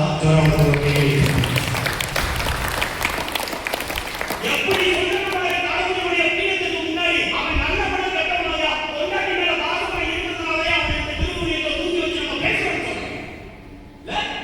நீங்க கல்யாணம் முடிச்சு ஒரு 10 மாசம் கழிச்சு அது 2 வருஷம் கழிச்சு குழந்தை இல்லைன்னா உன் அம்மாவும் நீயும் சேர்ந்து அந்த மனைவியை எவ்வளவு காயப்படுத்த தெரியுமா? நீ வயிற்றுல ஒண்ணு நாங்க போகாத டாக்டர் கிடையாது, போகாத ஊர் கிடையாது, போகாத மந்திரம் கிடையாது, போகாத துணிய கிடையாது. இவருக்கு யாரோ என்ன பண்ணிட்டாங்க. ஏன் என்ன சொல்றேன்? ஒன்னு நம்பி ஒரு பிள்ளை வந்திருக்கா, அந்த பிள்ளைக்கு 2 வருஷமோ 20 வருஷமோ குழந்தை இல்லைன்னா நீ அந்த பிள்ளைய குழந்தைய எடுத்து வாங்கிக்கிறாங்க இல்ல? சொல்ற மாதிரி என்ன? உனக்கு நான் 10 புதல்வர்களை இந்த மேலான எதுக்கு உட்காந்து கதறிட்டு எனக்கு தெரிஞ்சு அண்ணா பீடத்துக்கு முன்னாடி உட்காந்து கதறதுனால கடவுள் குழந்தை கொடுத்தாருன்னு நினைக்கிறீங்களா? எல்கானா அதே பீடத்துக்கு முன்னாடி வந்து, நீ தாண்டி என்னுடைய அன்பிற்குரிய மனைவி, உன்னை போல என்னை போல குழந்தைகள் இந்த உலகத்தில் யார் இல்லைன்னு கடவுளுக்கு முன்னாடி அறிக்கையிட்ட அடுத்த தருணம் அவங்களுடைய பாசத்தை பார்த்து கடவுள் குழந்தை கொடுத்தாங்க. கணவன் மனைவி மேல் வைக்கக்கூடிய பாசமும் மனைவி கணவன் மேல் வைக்கக்கூடிய பாசமும் வேற லெவல்ல இருக்குதுன்னா உன்னுடைய குடும்பம் வேற லெவல்ல இருக்கும். மண்ணா போதுனா உன்னுடைய குடும்பமும் மண்ணானா போதும் அதை அடிச்சிடும். விட்டுறாரு நீங்க அம்மா காலையில அப்பா 7 மணிக்கு வாக்கிங் போயிட்டு 8 மணிக்கு வரல, வழக்கமா 7:55 வீட்டுக்குள்ள வந்துருவாப்ல, 5 நிமிஷம் டிலே ஆகி 8:05 வந்துருக்காப்ல, ஒரு சுக்கு காப்பி வந்து குடிச்சு வந்துருக்காப்ல, அதுல 5 நிமிஷம் டைம் ஆயிடுச்சு சுக்கு காப்பி சூடா இருக்குன்னு சொல்லி 7:55 இருந்து 8:03 முடிய என் அம்மா புலம்புறா. அப்பா காணுடா, அப்பா 7:55 உள்ள வந்துருவாங்கடா, அப்பா இல்லடா, அப்பா வரல, அப்பாவுக்கு நீ போன் அடிச்சு பாருமா, ஒரு போன் தான் வச்சிருக்காங்க, நீ தான் அடிச்சு போயிடமா, அப்புறம் என்ன அடிச்சு சொல்றீங்கம்மா அப்படின்னு நீ அடிச்சா எடுத்துவாங்க. மேட்ரு என்ன தெரியுமா? அவங்க எங்க இருக்காங்கன்னா அம்மாவுக்கு அந்த 10 நிமிஷத்துல தெரியும். அதுக்கு நான் அடிச்ச தம்பி யூகேல இருக்கிறான், அவனுக்கு காலையில அவன் தூங்கிட்டு இருக்காங்க, நேரம் அவனுக்கு போன வச்சிருக்காங்க அந்த 10 நிமிஷத்துல. நான் போன வைக்கிறப்பதான் எனக்கு தோணுச்சு, மம்மி நீங்க யாருக்கெல்லாம் அப்பா 10 நிமிஷமா காணணும்னு சொல்லி போன் அடிச்சீங்க அப்படின்னு. உனக்கு அடிக்கிறதுக்கு முன்னாடி தம்பி அடிச்சிருக்கேன், அதான் லூசாமா நீ எனக்கு முதல்ல அடிச்சிருக்கணும். யூகேல இப்ப மணி 2 நைட் அவன் தூங்கிட்டு இருக்கவங்க கூட்டிட்டு போய் வந்து அடிச்சா உங்களுக்கு என்ன தெரியும் என்னோட பாசம் தெரியா? அம்மா ஜோரம் அம்மா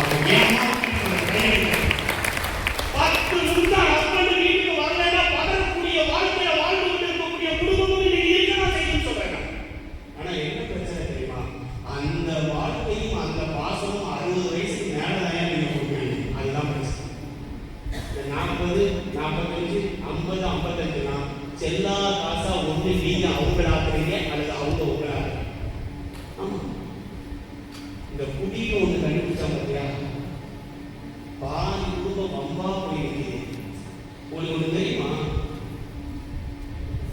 என்கிட்டலாம் கடவுள் வந்து என்ன சொல்லியிருக்கேன், உனக்கு என்னடா வர வேணும்னு கேட்டா என்ன தெரியுமா கேட்பேன், எந்தெந்த ஹஸ்பண்ட் எல்லாம் பொண்டாட்டி மேல கை வைக்கிறாங்க அவங்க கையெல்லாம் ஒரு 3 நாளைக்கு கடனாம போயிடும். வெறும் 3 நாள், ஒரு 3 நாள் சும்மா முடிச்சுட்டு வந்து தாறு மாறா அடிக்கிறதும் அந்த பிள்ளைய பத்திரமாக்கு தங்க மாதிரி ஒரு பிள்ளை வீட்டில் கொண்டு போய் வந்து விட்டு போனா நீ என்ன பண்ணணும், அந்த முகத்தை இன்னும் கொஞ்சம் அழகுபடுத்து. ஏன் தெரியுமா பியூட்டி பார்லர் அடிக்கடி போறாங்க, வாங்கின அடி எல்லாத்தையும் மறைக்கிறாங்க.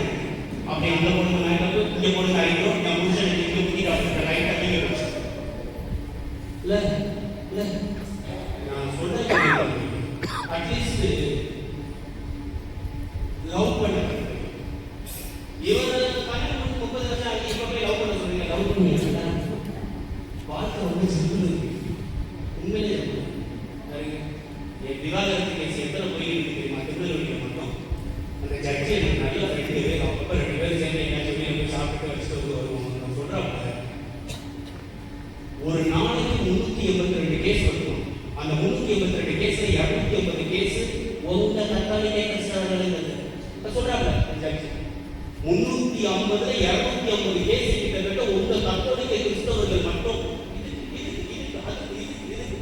எனக்கெல்லாம் கவுன்சிலிங் ஒரு கேஸ் வந்துச்சியா என்ன தெரியுமா, கல்யாணம் முடிச்சு 1.5 மாசம் ஆகுது, வாழ பிடிக்கல பாரு, வேண்டாம் வாழ பிடிக்கிறேன், சம்பாதிக்கலையா, இதோ சூப்பரா சம்பாதிக்கிறாரு பாரு, அழகு எதுவும் குறைவா இல்ல பாரு, செம்ம பியூட்டியா இருக்காரு பாரு, அதனாலதான் கல்யாணம் முடிச்ச பாரு. அப்பா நான் எதுல போகுது இன்டென்ஷன் நல்ல வேலை நான் சமைக்கிறேன் இல்ல அப்படின்னு நம்ம நினைச்சுக்கிறோம் இல்ல.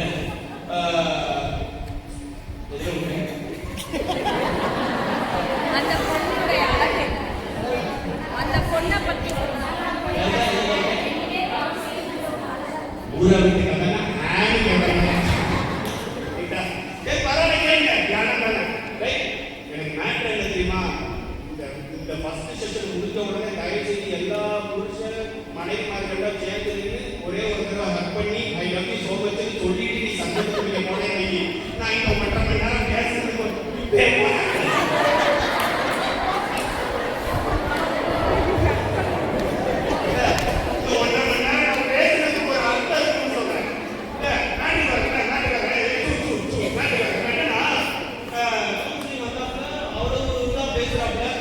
என்ன பிரச்சனை அப்படின்னு கேட்டா, பக்கத்துல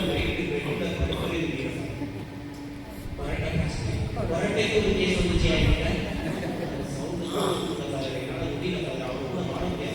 வரட்டை வந்துச்சுன்னா பக்கத்து ஊர்ல போய் படுத்துறாங்க. வரட்டைக்கு நாங்க எப்படா பிரயத்தனம் எதுக்குதான் பிரயப்படுறது, கடவுள் உட்காந்து அந்த குடும்பம் நல்லா இருக்கணும் பிரயப்படுறோம். கடவுள் பத்தி உட்காந்து அவருக்கு வரட்டையை படிச்சு விட்ட கடவுள் எல்லாம் பிரயப்படுறது யோசிச்சு பாருங்க. அந்த சொல்லி பக்கத்துல உட்காந்து படிக்க முடியாது. என்னன்னா வேர்வை ஸ்மெல்லா 24 மணி நேரமும் ஒரு நாளைக்கு 6 பணியை மாத்திராரு.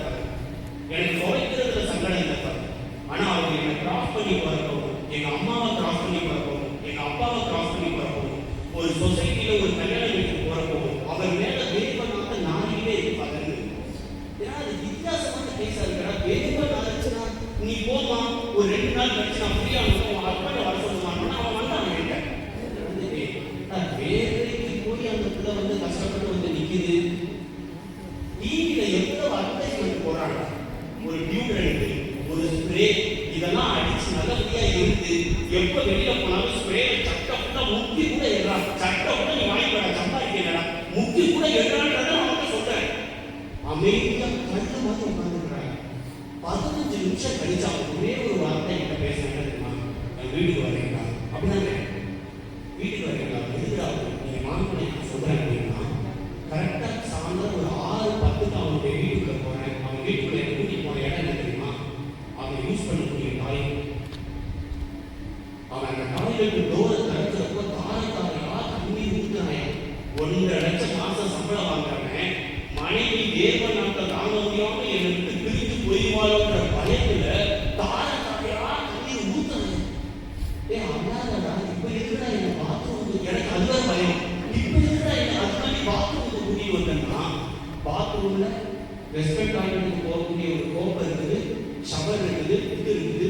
பாத்ரூம் சுத்தி கபோர்டு அடிச்சு வச்சிருக்காங்க. அந்த கபோர்டை திறக்க பார்த்துருக்கான். திறக்கவே நேற்று நாள்ல போட்ட அட்வர்டைஸ்மெண்ட்ல இருக்கக்கூடிய அந்த டியூரண்ட்டை கூட வாங்கி அடிச்சு வச்சிருக்காங்க. கிட்டத்தட்ட அந்த ஷெல்ஃப் ஃபுல்லாவே ஒரு 150 200 ஸ்ப்ரே பாட்டில் மட்டும் எம்டியா இருக்கு. ஒரு 200 ஸ்ப்ரே பாட்டில் புதுசா யூஸ் பண்ணி துபாயில வாங்கியிருக்கான், சிங்கப்பூர்ல வாங்கியிருக்கான், பெட்ரோல் டியூரண்ட் வாங்கியிருக்கான், லோக்கல் ப்ராடக்ட் எல்லாம் வாங்கியிருக்கான், சட்டையில அடிக்கிறான் கூட, உடம்புல அடிக்கிறான் கூட. 10 நிமிஷத்துல வேர்வாங்க கிச்சனுக்கு நாரு. அவன் சொல்றான், எங்க அம்மா தெளிவா சொல்லிதான் ஃபாதர் இந்த பொண்ணை கல்யாணம் பண்ணி கொடுத்தாங்க. என் பிள்ளைக்கு இருக்கக்கூடிய ஒரே ஒரு கெட்ட பழக்கம், அது என் பிள்ளைக்கு இல்லை, அவனுடைய உடல் வாகும். சின்ன வயசுல இருந்தே அவன் உள்ளக்கையில இருந்து உச்சத்தளத்துக்கு எப்ப பார்த்தாலும் வேர்த்துட்டே இருக்கும். அதை ஒண்ணு மட்டும் நீ ஒத்து சிறுவையாமா நீ அம்மா அவன்கிட்ட கேட்டா வாங்கன்னு சொல்றாங்க. தப்பு சொல்ல வச்சுது. எனக்கு என்ன பதில் சொல்ல முடியும் சொல்லுங்க? அந்த பிள்ளை தேவனுக்கு நான் வாழ மாட்டேன்னு நிற்குது. இவன் ஊர்ல உள்ள எல்லா டியூரண்ட்டையும் எடுத்து அடிச்சுட்டு இன்னும் எனக்கு நான் என்ன பண்ணணும்னு கேட்கறான். இல்ல ஐயோ, கிட்டத்தட்ட 2 மாசம் அந்த பிள்ளைகிட்ட போய் உட்கார்ந்து பேசி நான் சொல்றேன்ல, வாழ்க்கையில கல்யாணமே பண்ணக்கூடாது அடுத்த ஜென்மத்திலையும் அப்படின்றத முடிவு பண்ணிருக்கு. எவ்வளவு பெரிய புண்ணியம் தெரியுமா? எப்பெல்லாம் வேர்வையை பத்தி பேசணுமோ அப்பெல்லாம் என் அம்மாவை நினைச்சுவாங்க. ஏன் தெரியுமா? இப்படி வேர்க்குதா இதை விட பயங்கரமா வேர்க்கும். நல்ல வேலை நம்ம யார் தலையிலையும் கட்டி சொல்லலாம் அப்படின்னு அம்மா கிட்ட சொன்னேன். நல்ல வேலை நம்ம சாமியார் அனுப்புறீங்க, இல்லைன்னா நம்ம குழந்தை அந்த அம்மா குழந்தை எவ்வளவு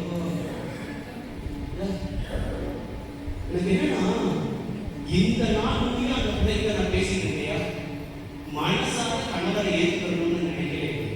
இந்த நாள் ஒரு குறை இருக்கு தெரிஞ்ச உடனே ஈஸியா தட்டி விடுன்னு நினைக்கிற சொசைட்டி என்னையா சொசைட்டி? அப்படியே அவனுக்கு மாணவர்கிட்ட கிடையாது.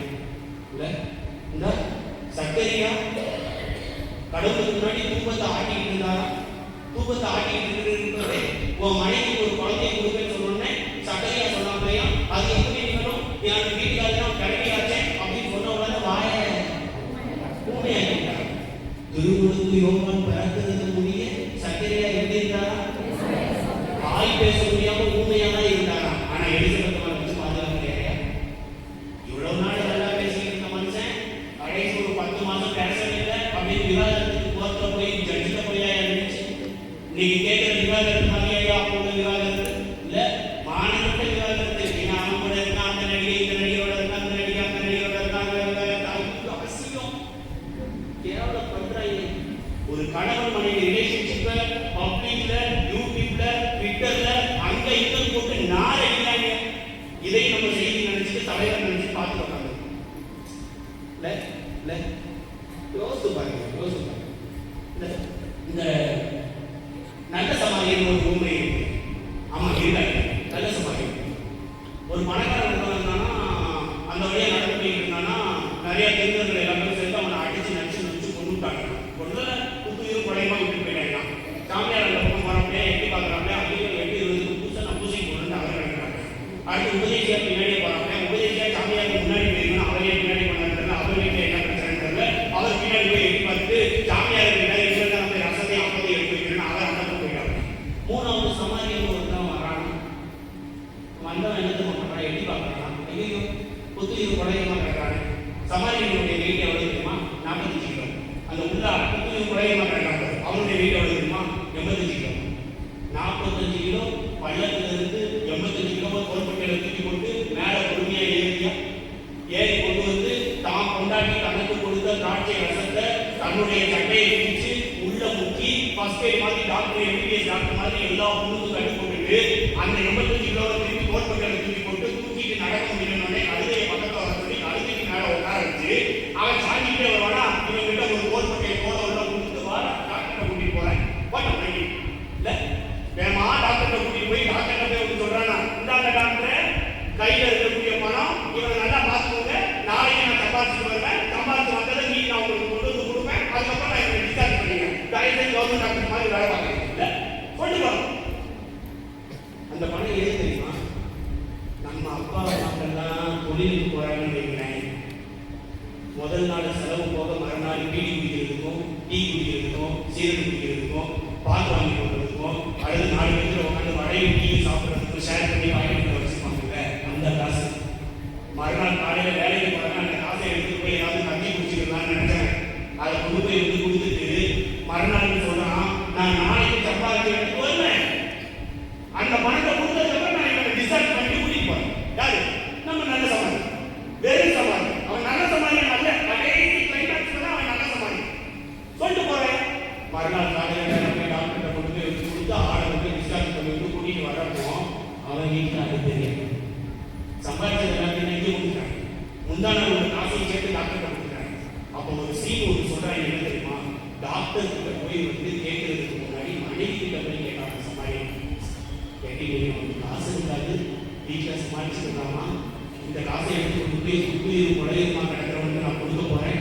அவரை டிஸ்சார்ஜ் பண்ணி கூட்டி கொண்டு வந்து வீட்டில் விட்டாங்கன்னு நமக்கு அவதாரம், நமக்கு உயிர்ப்பு காலம் நல்லா பண்ணி பார்த்து செய்தி அப்படின்னு சொன்னவங்க முன்னாடி சொன்னாங்க கொடுங்க அப்படின்னு சமாளி சமாளி. நீ சேர்ந்து இருப்பது என்பது முதற்கால். நீ சேர்ந்து இருக்கிறதுனால அடுத்தவங்களுடைய வாழ்க்கையை தூக்கி வராங்க. இரண்டாவது அக்கா தங்கச்சி கல்யாணம் பண்ணிட்டு தெரியுமா? அக்கா தங்கச்சி, அக்கா நீ எப்படி வீட்டில் வாழ்றையோ அதை வச்சு நீ தங்கச்சியை வாழ யோசி. நீயே இப்ப டீ கொடுத்து தங்கச்சி வாழ்க்கையை எடுக்கிற. உன் வீட்டுல அப்படியே சொன்னா, என் வீட்டுல அப்படி பேச மாட்டார், பேச பண்ண உடச்சிருவான். யாரு? நீ யாரு? உன் தங்கச்சி. அப்போ உன் தங்கச்சி விளக்கம் சும்மாங்க ஈஸியா விட்டு கொடுத்து, ஈஸியா ஹஸ்பண்டை விட்டு கொடுத்து. நான் முன்னே ஒரு கேட்கிறேன், இந்த டீச்சர்ஸ் எல்லாம் கேட்கணும். அடுத்து இவ்வளவு பேசியாச்சு நம்மளுக்குள்ள இனிமேல் என்ன ஒளிவு மாதிரி டீச்சர்ஸ் எல்லாம் கேட்கணும். ஏன்னா உங்களுக்கு இந்த லெக்சர் அவருக்கு இருக்குமா? லெக்சர் அவருக்கு இருக்குல்ல? இப்படி சொல்ல பிரைமரி ஸ்கூலுக்கு இல்லை, நானும் மத்தியான லஞ்ச் டைம்ல சாப்பிடுவீங்களா? அல்லது ஒரு ஃபங்க்ஷன் டைம்ல டீச்சர்ஸோட உட்காந்துருப்பீங்களா? இது வரைக்கும் நான் என் ஃப்ரெண்டு கிட்ட என் குடும்பத்து விஷயத்தை ஒரு நாள் நான் ஷேர் பண்ணவே இல்லை அப்படின்னு சொல்லக்கூடிய ஒரு டீச்சர் என் கையோட மோதல் சீரியஸா என்ன நினைச்சு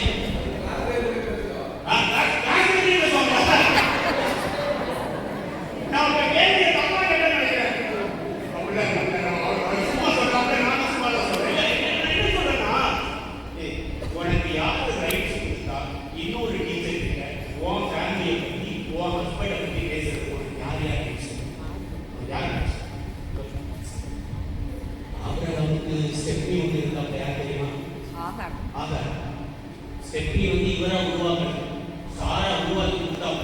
ஏன்னா நம்ம வயிற்றுல குழந்தை இல்லைங்க, நீங்க வேற ஆண்மகன். ஆபிரகாம் என்றால் விசுவாசத்தினுடைய தந்தை.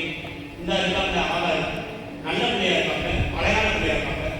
நானே சொல்றேன், இவரோட சேர்ந்து குடும்பத்தை நடத்துங்க, குழந்தைய எடுத்துக்கோங்க, நம்ம வாரிசாக சேர்ந்து வளர்ப்போம். சாராவுக்கு அப்பெல்லாம் கேட்ட எண்ணம்லாம் கிடையாது. என் புருஷனை நான் சொசைட்டியில தூக்கி நிறுத்தணும், அது ஒரே ஒரு காரணம், என் வயிற்றுல முழுக்குச்சி கிடையாது. ஆனா இந்த பொண்ணோட வயிற்றுல குழந்தை உருவாச்சு அப்படின்னு சொன்னா அது எனக்கு பெருமை, என் புருஷனுக்கு பெருமை, அவளுக்கு பெருமை இல்ல. ஆனாலும் சரி ஒத்துக்கிறாப்ல, ஆனாலும் சரி ஒத்துக்கிறாப்ல, ஆனாலும் ஒத்துக்கிறாப்ல. குடும்பத்தை நடத்துறாங்க, ஒரு குழந்தை பிறகு பேர் என்ன? இஸ்மாயில். நான் கேள்வி கேட்கிறேன்னா தெரிஞ்சா சத்தமா பதில் சொல்லுங்க. பெரியாக்கா இனிமேலாச்சும் பைபிளை பத்தி கொஞ்சம் டீப்பா தெரிஞ்சுக்கோங்க. அதனால நானா சொல்லிட்டு போறது மாட்டேன் கிடையாது. உங்களுக்கு ஒரு சில விஷயங்கள் பைபிளை பத்தி தெரிய மாட்டேங்குது.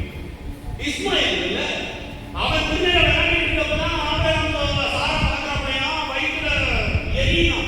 ஏன் குழந்தை விளையாடக்கூடிய திருநெல்லை எப்படி இவனுடைய குழந்தை விளையாடும் இல்ல? உடனே ஆபிரகாம் பார்க்கறாப்பையா, நீ ஒண்ணு பண்ணு, நான் தான் சொன்னேன் அவனோட சேர்ந்து வாழுங்க, இப்போ நான் தான் சொல்றேன் அவன் வெட்டி என்னடி சொல்ற? ஆமா, அவன் புள்ள ஏன் திருநெல்லை விளையாடுறத பார்த்தா எனக்கு வயிறு எரி. ஏன் பிள்ளைதான் ஏன் வீட்டுல விளையாடும், அவன் யார் சக்கரத்தி இல்ல? இப்படியே சொல்லி வெளியில அனுப்புறாங்க, வெளியில அனுப்புறாங்க. வெளியில அனுப்புறப்போ ஆபிரகாம் எழுத பண்ணுவாங்க, ஒன்று கொடுக்காம அனுப்புறது. சாரா சொன்னதுக்கு அப்புறமும் கூட நேரா கிச்சனுக்குள்ள போய் ஒரு தோல் பையில காய்ச்சல் ஊற்றி 2 ரொட்டி கொடுத்து, ஒரு வாட்டர் பாட்டில தண்ணி கொடுத்து, ஒரு பெரிய பைய கொடுத்து, இந்த பையா ஆதாரனுடைய கோட்பட்டியல் வந்து வாங்கி கொடுத்துட்டு சாரா வீட்டில் ஒன்று இருக்க வேணாம்னு சொல்றாங்க. நான் உனக்கு வேண்டி பிரேயர் பண்றேன், கடவுள் ஒரு நல்லபடியா ஆசீர்வதிப்பாரு, நீ கிளம்பி போமான்னு சொல்லி அப்படின்னு இந்த பிள்ளை பாத்தீங்களா, நம்ம ஒட்டிட்டு வந்தவர்தான் என்னைக்குனாலும் நம்ம கடவுள் நம்மளை வார்த்தை தெரிஞ்சதுக்கு அப்புறமும் கூட ஒரு வார்த்தை ஆபிரகாமை எதிர்த்து பேசாம அது வார்த்தைக்கு குழந்தை இஸ்மாயிலை தூக்கிட்டு நடந்துகிட்டே போச்சு. தண்ணி குடிச்சுட்டான், தண்ணி தீர்ந்து போச்சு. தண்ணி குடிச்சுட்டான், தண்ணி தீர்ந்து போச்சு. ரைட்டா? ரசத்தை சாப்பிட்டுச்சான், ரசம் தீர்ந்து போச்சு. சப்பாத்தி தீர்ந்து போச்சு. குழந்தை அழுக ஆரம்பிச்சுன்னா தாய்ப்பால் கொடுக்காமலையா தாய்ப்பாலும் தீர்ந்துச்சான். கிட்டத்தட்ட ஆகாரம் குழந்தையும் சாகக்கூடிய நேரத்துல இந்த குழந்தை சாகிறத பார்க்க முடியலையே சொல்லி சகிக்க முடியலையே சொல்லி அதே ஆகார் இஸ்மாயிலை எடுத்து ஒரு 30 கீழே வச்சுட்டு அந்த பக்கமா போய் உட்கார்ந்து அழுக ஆரம்பிச்ச அந்த நொடி கடவுள் மேல நம்பிக்கை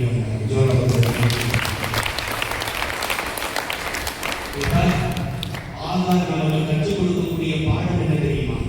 மனைவிமார்களை தயவு செய்து காத்து கேளுங்க. எந்த கணவன் உங்களை ரிஜெக்ட் பண்றாரோ அந்த கணவன் உங்களை ரிஜெக்ட் பண்ணாலும் கடவுள் ஒருபோதும் உங்களை கஷ்டப்படுத்துவார். நம்பிக்கையை மட்டுமே குழந்தை செத்து போயிருந்தேன்னு சொல்லி குழந்தையை தூக்கி முற்புதற்கு அடியில வந்து வச்சுட்டு என் கணவர் என்னை கலட்டி விட்டானே, கஷ்டப்படுத்திட்டானே, கண்ணல வச்சுட்டானே, நீ என்னைக்கு கடவுளுக்கு முன்னாடி நின்று அழுகிறையோ அந்த செகண்ட் கடவுள் வரலைன்னா ஒரு கடவுளே இல்லை.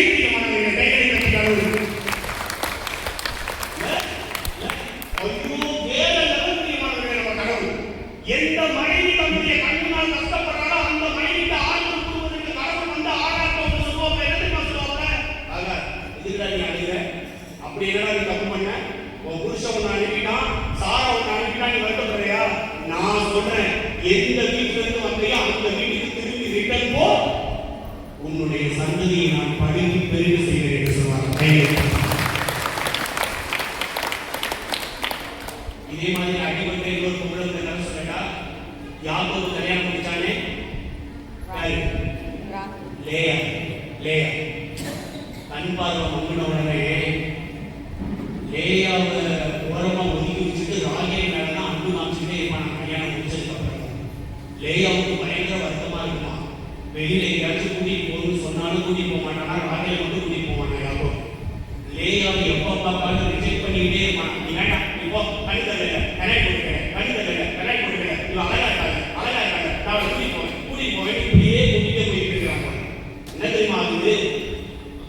லேயா இதுக்கு ஒரே ஒரு முடிவு தான் இருக்கு, பேசாம யாக்கோபோட சேர்ந்து குழந்தை.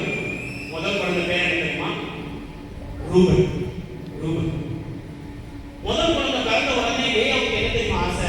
உள்ள பிறந்துச்சுன்னா ஒரு பாசம் வரும் தெரியுமா? என் ஹஸ்பண்ட் எப்படி என் மேல பாசத்தை காப்பாரு. மூத்த பையன் ரூபன் பிறந்துட்டான், இனிமேல் என்கிட்ட தான் இருப்பாருன்னு இவன் யோசிக்கிறதுக்குள்ள இவன் வந்துட்டு ஓடிடுறான். எடுத்துக்கிட்டு ராகிட்ட அடுத்து இல்லையே ரெண்டாவது வீட்டுல பிறந்த ஒருவேளை என் புருஷன் என்கிட்ட பாசமா இருக்கணும். நான் ரெண்டாவது வீட்டுல இருக்கணும்னு ஆசைப்படுறேன். ஓகே, குடும்பத்தை நடக்கிறாங்க. ரெண்டாவது வீட்டுல சிவியர், ரெண்டாவது வீட்டுல சிவியர்.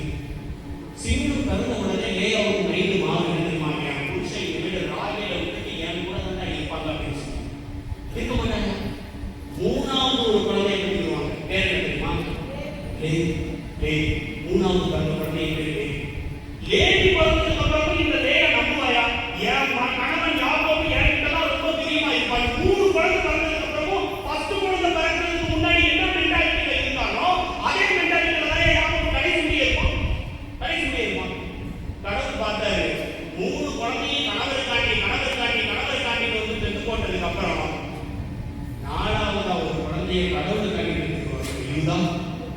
அந்த யூதாவினுடைய குலத்தில் இருந்து வந்தவர் தான் தாவீது. அந்த தாவீதுடைய குலத்தில் இருந்து வந்தவர் தான் இயேசு கிறிஸ்து என்று சொல்லக்கூடிய எம் பெருமான். எந்த ஒரு மனைவி கடவுளுக்கு முன்னாடி கடவுளையோ அந்த மனைவியுடைய வயிற்றுல இருந்துதான் இயேசு கிறிஸ்துவினுடைய பரம்பரையை வந்து சொல்றேன்.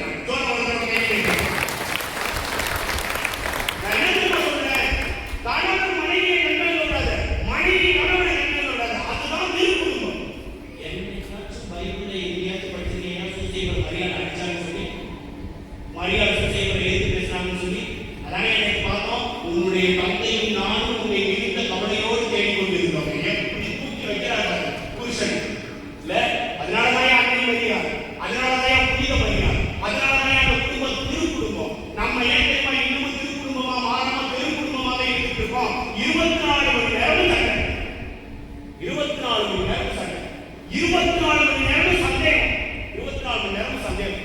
24 மணி நேரமும் அதான் சொல்றாங்கல்ல, ஒரு 5 ஸ்டேட்மெண்ட் ஒரு பொம்பளை பிள்ளை சொல்லலைன்னா அந்த பொம்பளை பிள்ளையுடைய வாழ்க்கை ரொம்ப ஜம்முன்னு இருக்குமா. என்ன ஸ்டேட்மெண்ட் தெரியுமா? நான் இருக்க முடியும் உங்களுக்கு யாருக்கும் உங்களுக்கு தெரியாது, நான் போனதுக்கு தான் உங்களுக்கு தெரியும். First statement. நானே இருந்து ஒரு குடும்பத்தை பையன் வேற யாராச்சும் இருந்தா ஒரு வாரத்துக்கு முன்னாடி இந்த நகையை அடைய வச்சு 2 நாள்ல திருப்பி கரெக்டாக 3 மாசம் ஆச்சு இன்னும் திருப்பி 3 ஏழை ஜென்மம் கிடைச்சாலும் என்ன மாதிரி ஒரு பொண்டாட்டி கிடைக்கவே மாட்டேன். 4வது ஸ்டேட்மெண்ட். 5வது ஸ்டேட்மெண்ட் என்ன தெரியுமா? கொஞ்சம் ஓவராக தான் இருக்கும், இருந்தாலும் என்னை பார்த்து எத்தனையோ மக்கள்